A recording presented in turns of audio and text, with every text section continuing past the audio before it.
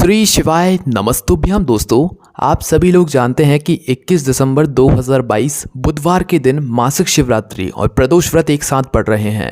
इसीलिए इस दिन का महत्व बहुत ज़्यादा बढ़ जाता है और अंग्रेजी कैलेंडर के हिसाब से ये साल की आखिरी मासिक शिवरात्रि और प्रदोष व्रत है, इसीलिए इसका महत्व बहुत ज़्यादा बढ़ रहा है। तो दोस्तों, कई सारे लोग इस 21 दिसंबर 2022 को 7 धतूरे वाला उपाय करना चाहते हैं, पर उन व्यक्तियों को, उन भक्तगणों को जो है इस उपाय को करने में कुछ समस्याएं आ रही हैं, कुछ प्रश्न हैं। तो उन सभी प्रश्नों के जवाब आपको इस उपाय में अच्छे से मिल जाएंगे। मतलब 7 धतूरे वाला उपाय हम आपको इस वीडियो में अच्छे से समझाने वाले हैं।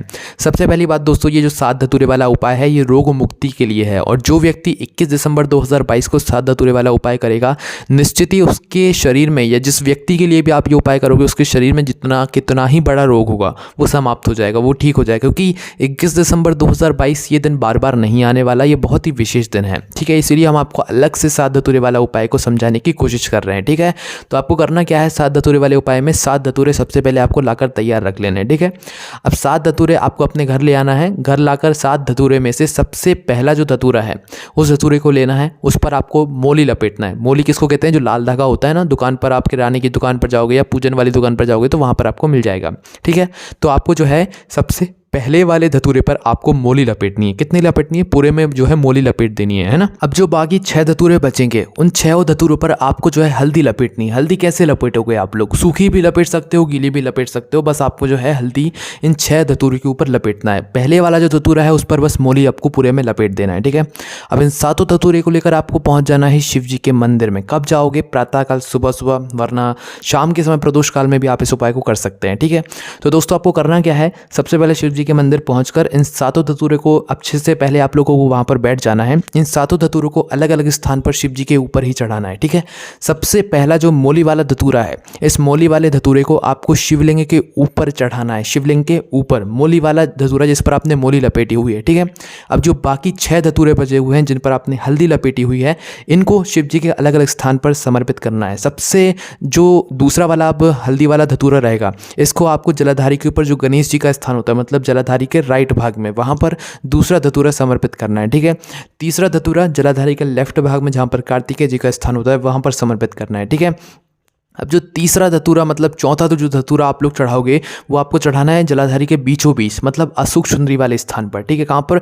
अशुक सुंदरी वाले स्थान पर, बीचों बीच, बिल्कुल। ठीक है, उसके बाद जो 5वां धतूरा आप लोग चढ़ाओगे वो चढ़ाओगे आप लोग जगदम्बा जी के हस्त कमल पर, मतलब जो जलाधारी होती है और कटी भाग होता है, वहीं कहीं आसपास आप लोग ये समर्पित कर सकते हो जगदम्बा जी के नाम से। ठीक है, माँ जगदम्बा जी के हस्त कमल पर आपको यह जो है 5वां जो है यहाँ पर ये धतूरा समर्पित करना है। अब जो 6वां धतूरा होगा ये आपको शिव जी की 5 बेटियों के नाम से, मतलब जया, विषहरा, श्यामली बारी, दौतली और देव, शिव जी की इन 5 बेटियों का नाम का स्मरण करते हुए इस 6वें धतूरे को भी आपको शिव जी की शिवलिंग की जलाधारी के ऊपर ही समर्पित कर देना है। ठीक है, अब जो आखिरी, जिस पर आपने हल्दी लपेटी होगी, जो आखिरी धतूरा आपका बचा हुआ होगा, इसको आपको जलाधारी के ऊपर समर्पित करना है, पर उस स्थान पर जहाँ से जल नीचे गिरता है, बिल्कुल आखिरी कोना जहाँ से जल नीचे गिरता है। जब आप शिव जी पर जल चढ़ाते हैं और बहता हुआ जल जलाधारी से बिल्कुल नीचे गिरता है। ठीक है, तो जलाधारी के बिल्कुल आखिरी किनारे से आपको करना क्या है कि उस धतूरे को शिव जी की जलाधारी पर समर्पित कर देना है, जहां से बिल्कुल जल नीचे गिरता है। ठीक है, अब इन 7 धतूरे को अपने अपने स्थान पर रखने के बाद 1 से 2 मिनट भगवान शिव जी के शिवलिंग के सामने हाथ जोड़कर बैठो, उनसे निवेदन करो, उनसे प्रार्थना करो। ठीक है,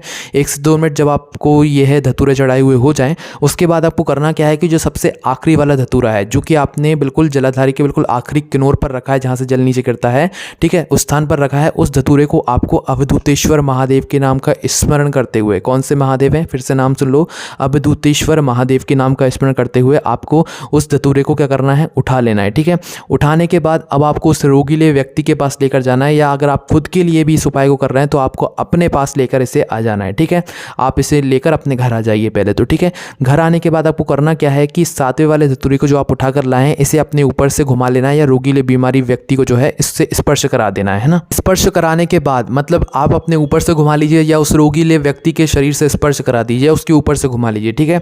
अब इस धतूरे को लेकर आपको किसी भी बड़े वाले बेलपत्री के वृक्ष के नीचे जाना है, ठीक है। तो बेलपत्री के वृक्ष नीचे जाकर वहाँ पर बस आपको इस धतूरे को छोड़कर आ जाना है। भगवान से निवेदन वहीं पर बैठकर कर लीजिएगा, भगवान हमारे घर में ये बीमारी है इस व्यक्ति को, तो इसको आप ठीक कर दीजिए। बस 7वां धतूरा छोड़कर अपने घर वापस आ जाएगा और यहाँ पर ये उपाय पूरा हो जाता है। बहुत ही आसान उपाय है, अच्छे से समझ लिया तो अच्छे से समझ आ जाएगा। पर इस उपाय का जो फल है वो आपको बहुत ही विशेष जल्दी मिलेगा, ठीक है। अपने शरीर में किसी भी प्रकार की रोग बीमारी, कोई भी दुख समस्या आपके शरीर से जुड़ी हुई है, 7 धतूरे वाला उपाय करके देखो, बहुत जल्दी आपको फल देखने को मिल जाएगा। इस उपाय करने में कोई भी समस्या आती तो कमेंट करके पूछ सकते हैं। और ज़्यादा जानकारी के लिए आप लोग हमारी वेबसाइट भोलेनाथभक्ति.com पर जाकर भी यह वाला उपाय पढ़ सकते हैं। ओम नमः शिवाय, जय भोले बाबा, श्री शिवाय, नमस्तुभ्यम।